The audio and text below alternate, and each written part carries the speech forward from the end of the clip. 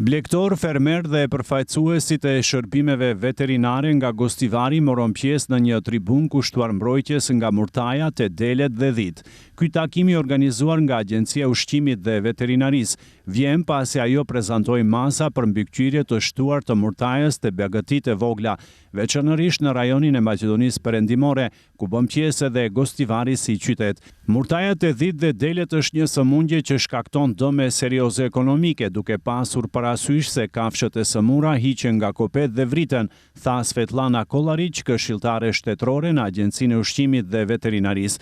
Ajo theksoi se masat e marra kanë për qëllim parandalimin e fuqjes dhe përhapjes së sëmundjes nga Shqipëria te ne. Danes ka organizirafme nastan, odnosno tribina. Sot organizuam një aktivitet në të cilin janë ftuar kryetarët e shoqatave dhe mbarështuesit e bagëtive që mbarështojnë dele dhe dhi nga rajoni perëndimor i vendit, sepse murtajat e bagëtitë e vogla është shfaqur në Shqipëri.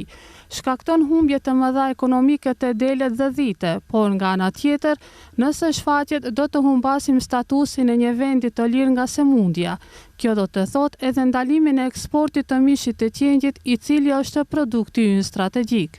Agjencia e Ushqimit dhe Veterinarisë tregon se kontrolli i lëvizjes dhe transportit të deleve është forcuar pas njoftimit se në Republikën e Shqipërisë në zonën e Dibrës në një fermë me 200 dele ka pasur një shpërthim të sëmundjes.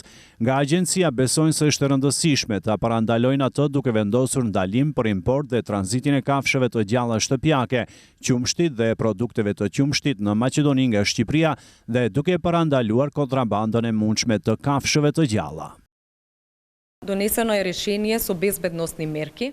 Është marrë një vendim në të gjithë zonat kufitare të vendit me masa sigurie në koordinim me Ministrinë e Bujqësisë, Pylltarisë dhe Ekonomisë së Ujrave, pra Policinë Pyjore, shoqatat e gjatare, pastaj Policinë Kufitare nga Ministria e Brendshme, Qendrën për Menaxhim me Kriza, pra të gjithë ata faktorë që janë të nevojshëm për ne në rast të një shpërthimi të sëmundjes. Të gjitha komunat përgjatë kufirit e kanë këtë vendim për masat e sigurisë. Kjo do të thotë që nga njëra anë ose me një vendim tjetër, ndalohet importi i kafshëve të gjalla dhe produkteve me origjinë shtazore në formën e mishit dhe qumshtit dhe produkteve të tyre, por gjithashtu ndalohet lëvizja bagëtive në të gjitha zonat ndërkufitare nga qyteti në qytet. Qëllimi është të krijohet një zonë tampon, ku nëse shfaqet rasti i parë në zonën kufitare, sëmundja nuk lejohet të përhapet në brendësitë e vendit. Ne jemi vazhdimisht në koordinim me Policinë Kufitare dhe linja jonë është të hapur 24 orë në ditë për çdo kalim të paligjshëm të kafshëve, sepse kalimi zyrtar i kafshëve është i ndaluar. Sa i takon Maqedonisë, por edhe Gostivarit, deri më tani murtaja e dhive dhe deleve nuk është shfaqur. Ndryshe, Maqedonia është një vend blegtoral që ka rreth 400.000 dele dhe dhi.